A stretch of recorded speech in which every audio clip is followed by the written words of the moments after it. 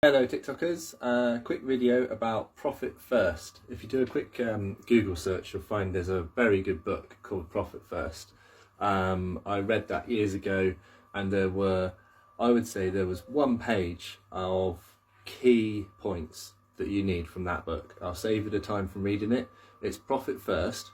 All you need to do is when you receive a payment from a customer for a job that you've completed, you basically need to put immediately in your bank account 10% set aside as your profit. That's for the business. That keeps it completely separate, hidden from you.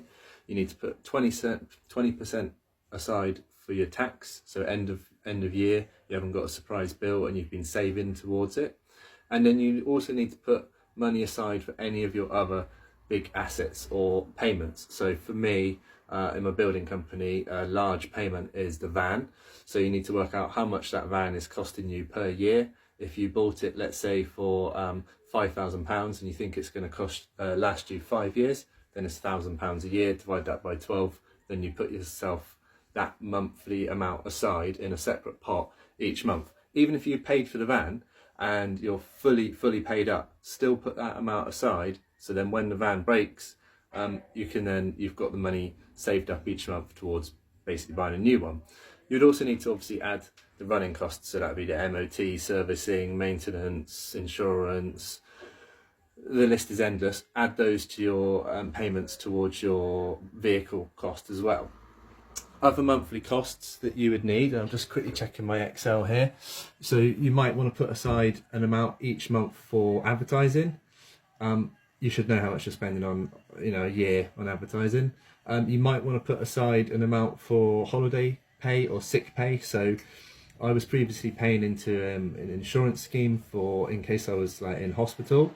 So what I decided to do was cancel that and actually put the money into a separate pot. So now if, touch wood, if I had an accident, ended up in hospital, I've each month been saving an amount towards that, and then I can then dip into that to help me out basically.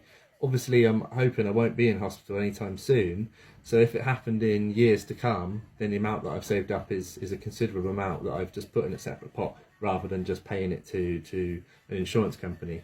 Other things you might want to pay towards, regardless of your business, even if you're not in construction industry, I would say you need to put money aside towards networking, computer network, backup, replacing the computer or laptop that you've got.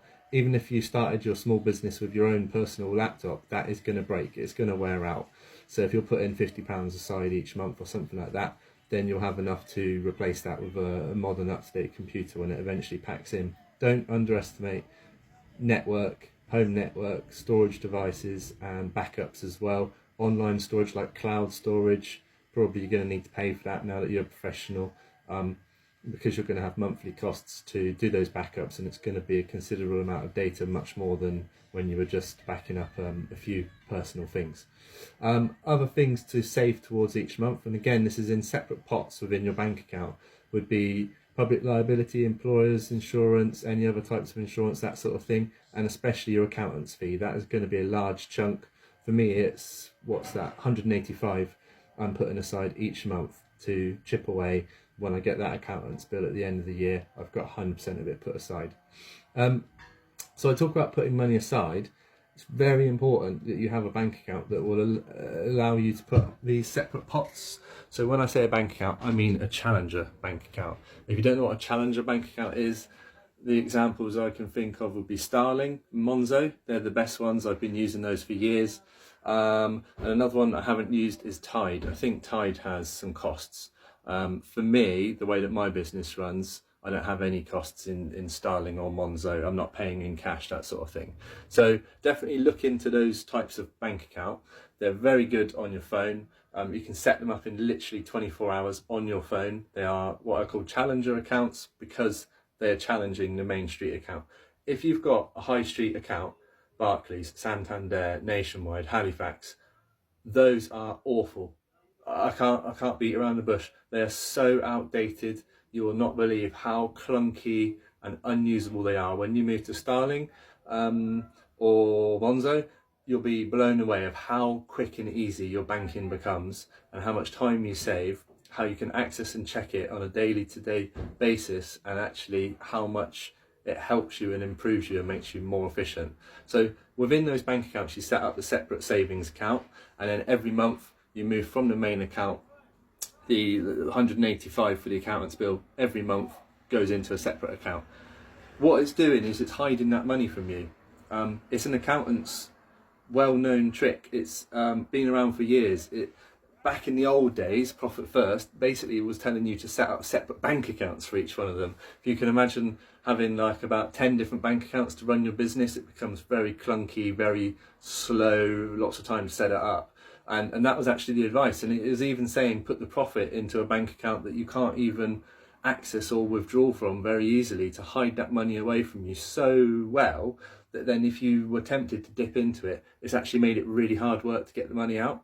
I wouldn't quite go that far, but definitely putting it into the separate pots means that you don't see it. It's money that's taken out from your account on a monthly basis, apart from the 10% of each job and the 20% of each job, because that varies per job. So if you've got £1,000 job coming in, you've got to manually put the 200 into your tax account and the 100 into your profit. Apart from that, it's all automatic. What it does is every month your bank balance will go down because you've got these costs that you're paying towards the vehicle, that sort of thing, the accountant's fee, and it will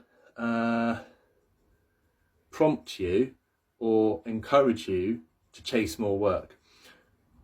If you had, let's say your accountant's bill was £2,000 a year, and let's say that you were saving 500 towards a van. If you had that money just in your main account, every month you look at it, you'd think you're 2.5, 3, 4, even £5,000 up higher than you actually are. Because when you get to the end of the year, you're going to pay that £5,000 bill for the van and the insurance and the accountant and all the rest, and suddenly your bank balance is like £1,000.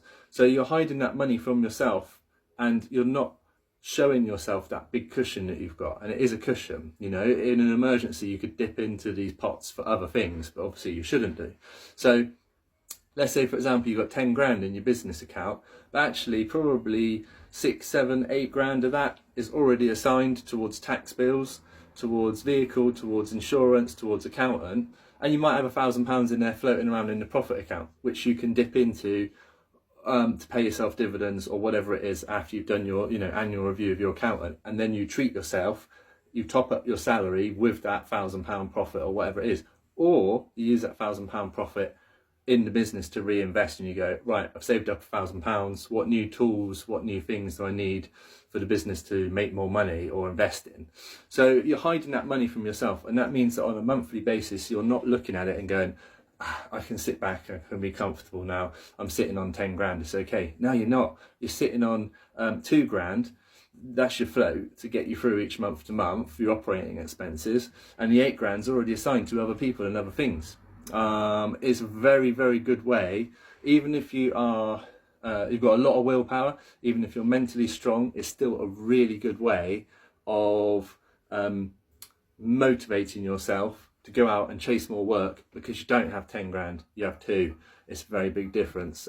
Yeah, Profit First, highly recommended.